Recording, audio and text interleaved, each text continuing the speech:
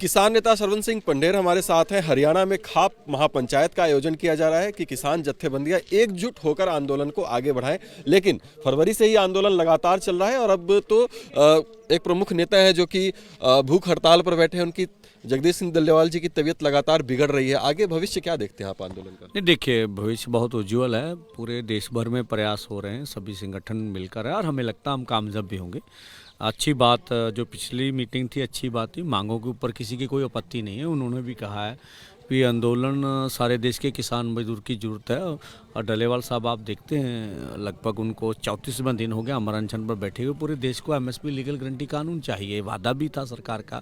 सरकार ने हमें उनकी कमिटमेंट को याद, और भी देश के प्रधानमंत्री तो आपके माध्यम से अपील करेंगे, भगवान उनको सतबुद्धि दे, अपनी जिद छोड़ें, जिद छोड़ के किसान मजदूर से बात कर ये मसले को निपटाएं।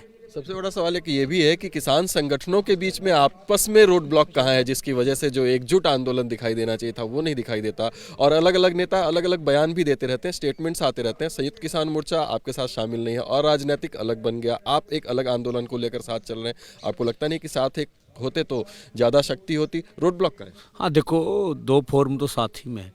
अब रोड ब्लॉक खत्म हो रहा है तो लोग बड़े होते हैं। लोग जब मन कर ले ना सबको इकट्ठा करने का, तो लोग इकट्ठे हो जाते हैं। या सरकार का प्रहार इकट्ठा कर देता, या लोगों के दबाव में इकट्ठा होना पड़ता। अब रोड ब्लॉक खत्म हो रहे हैं। आने वाले समय में आप देखेंगे अच्छा रिजल्ट हो जाएगा, सब मिलकर लड़ेंगे हम।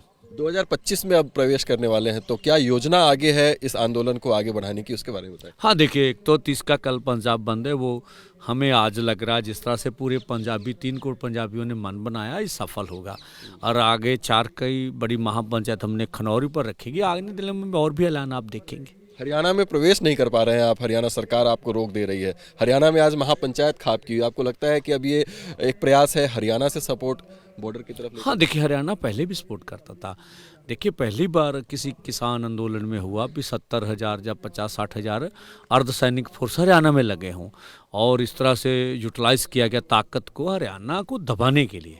अब बोला गया अभी आपका पासपोर्ट नहीं बनने देंगे, आपका सर्टिफिकेट नहीं बनने देंगे, घरों में नोटिस। हरियाणा कभी भी पंजाब के साथ खड़े होने से पीछे नहीं हटा। हमने देखा, ये इतिहास हमारा गवाह, अभी लड़ेगा। हाँ, जो संगठनों की एकता आने वाले समय हम कामयाब कर लेंगे। देखिए, ये पूरा दुनिया जान रही है।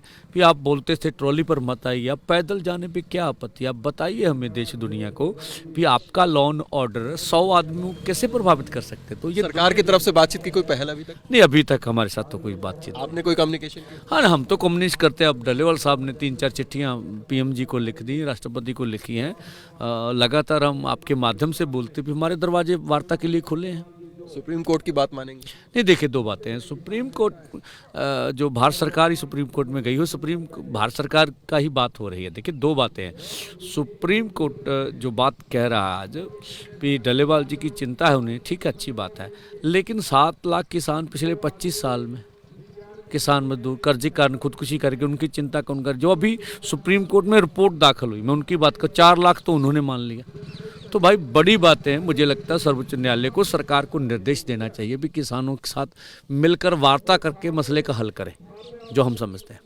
धन्यवाद हमसे बातचीत करने के लिए। तो सरवन सिंह पंढेर नई योजनाओं के साथ और आंदोलन को आगे बढ़ाने की बात कर रहे हैं। और जहां तक बात सुप्रीम कोर्ट की है, उनका भी यही कहना है कि सुप्रीम कोर्ट को भी सरकार को निर्देश देना चाहिए कि वो किसानों की बात माने और उनकी मांगों को पूरा करते हुए आंदोलन का समापन करवाए। TV9 भारतवर्ष के लिए राजू के साथ हिसार, हरियाणा से मैं अभिजीत ठाकुर।